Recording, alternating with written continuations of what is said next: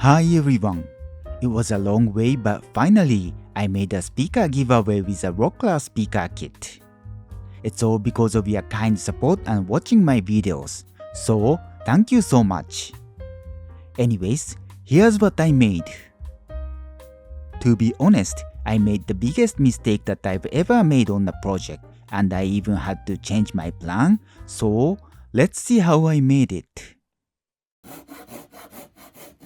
It's been almost 3 years and I'm really getting into woodworking. Well, I like using half an inch board for a small project, but the thing is, like these boards, unless you restore it by yourself to half an inch, it's as pricey as a 4/4 rough stone board.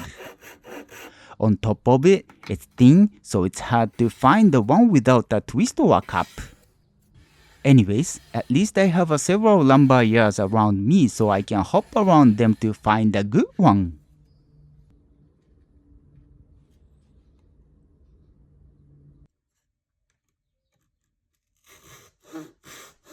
Now, working on the inside frame. It's like Kumiko, but I took it more like a normal joint approach.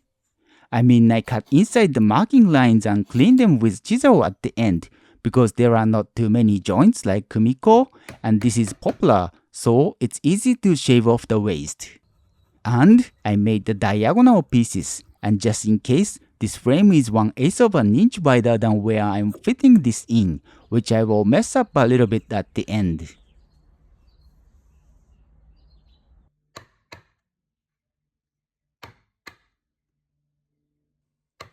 Moving on to the main body, I started to make grooves. To make this video, I actually watched my past speaker project, which was my second woodworking project, and I realized that was the last project I used a powered router.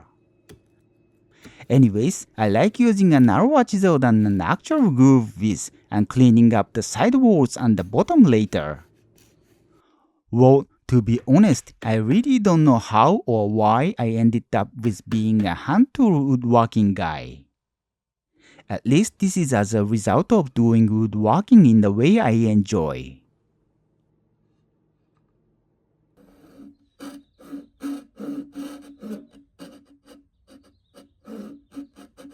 Here, I cut the miter box joint. I made a video about how I cut the box joint a while ago and I still cut it like how I explained in the video. But if I need to add one more tip, the accuracy of the bolt thickness is important to have a tight joint.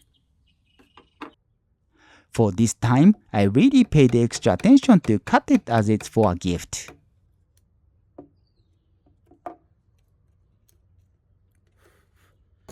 For the miter part, as usual, I cut it with a saw and chisel it to the final line.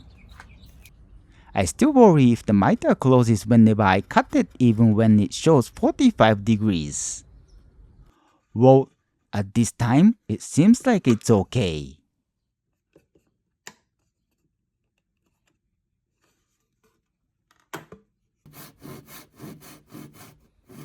Then I worked with MDF. This is pretty much my first time handling MDF, but I realized it's so easy to fabricate even with hand tools. It doesn't have grains, so cutting it with a hand saw is like crazy easy and quick.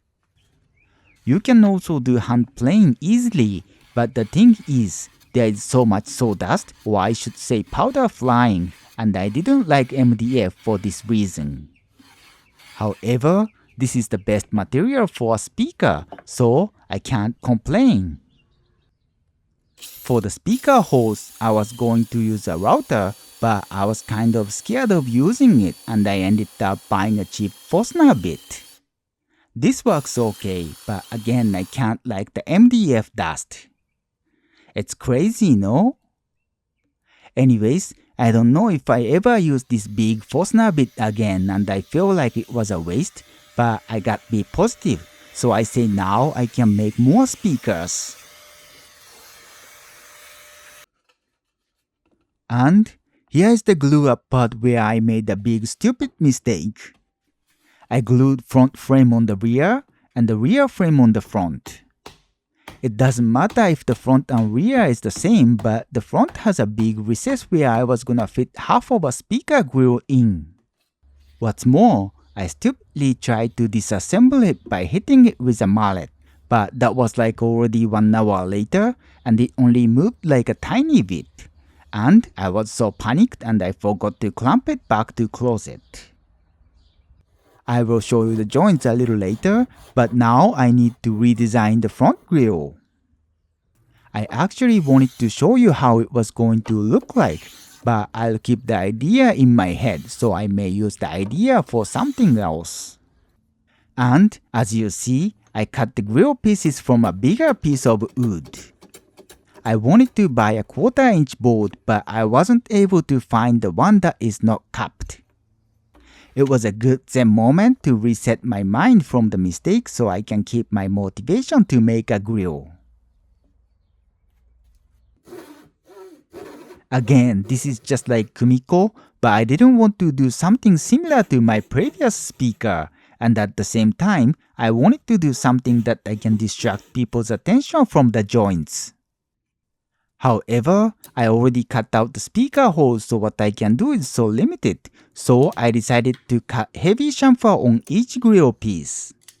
It's just a little thing, but this actually took a long time. Basically, I shaved the corner off with my miter shooting board, and then I chamfered the edges with my mini 45-degree plane. The difficult part was the small corner as fiber may break easily. And finally, I used the file to round the very edge. I just wasn't confident enough to make a consistent cut by a chisel without a marking line. Here, I also made a mounting base for the grill and glue it to the grill after assembling it.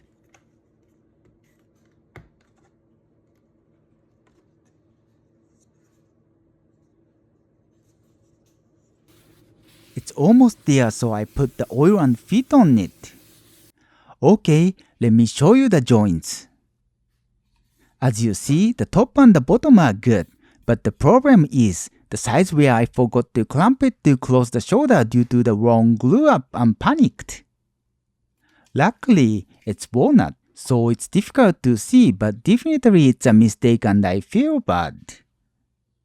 Additionally, though it's inside, the frame center is a little bit off. It's because I usually measure everything to mark, but in this time, I use the reality to adjust the width to fit.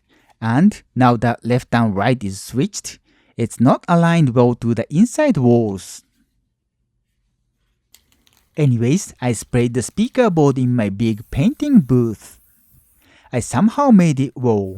I mean, at least outside of the board. Then I put speakers to the board and foam tape to frames. And put the sound damping stuff in the box. Oh, I forgot to mention, I also put caulking inside the box too. It was a really long way and it's a little different product than I originally imagined, but here's the final product.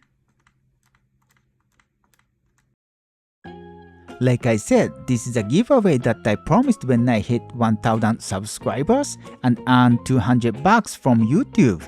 So if you are interested in having this speaker, please check out the description to enter. Once again, I really appreciate all people not only subscribe to my channel or hit the like button, but also watched my videos. Without you guys, I didn't even start woodworking as my hobby. Your positive comments and sometimes the negative ones are a good motivation to keep learning for me. Hopefully, I can go further. Anyways, I guess that's it for today. Thank you so much for watching. I would be happy if you liked the video and happier if you subscribe to this channel.